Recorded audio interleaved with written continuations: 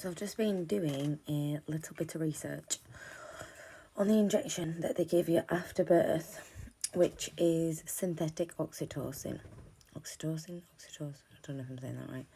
Which is a love hormone, but it's a synthetic version, which is oxytocin. I think I'm saying that right.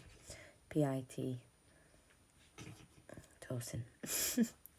And they give you that usually quite soon after birth. I obviously didn't have that because I had an unassisted, unmedicated home birth. So I had no medical professionals present. I had a doula present, a holistic doula, Maria. If anybody wants her information, she's fucking amazing, so do get in touch. But yeah, so where was I going? Oh yeah, the injection. Why do they give women that? It says it's for increasing contractions, starting labour, and preventing bleeding after birth. But if the birth was a normal physiological birth, why do you need to pump an imbalance of hormones into a woman's body before there's any signs of any danger? Just because they go over an exceeded time limit that you've given, so you induce them with this false hormone, which creates a complete imbalance in the woman's body. The body does not know what it's doing then. It's getting complete mixed signals.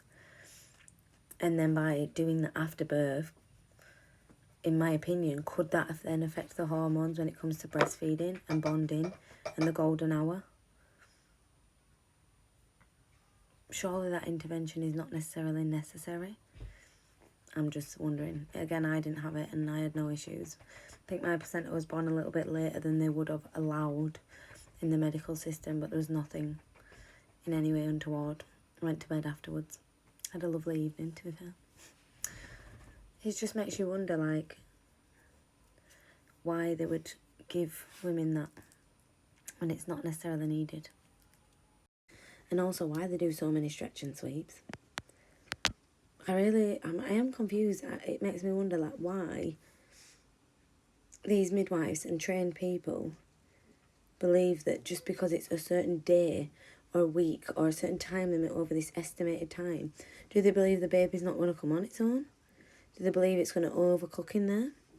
I don't understand what their panic and fear is and why they feel they have to intervene with such a sacred process by physically violating a woman, by putting their hands in her physical body and opening up the membranes, risking the potential risk of infection and complications that were just not necessary. I just don't understand it.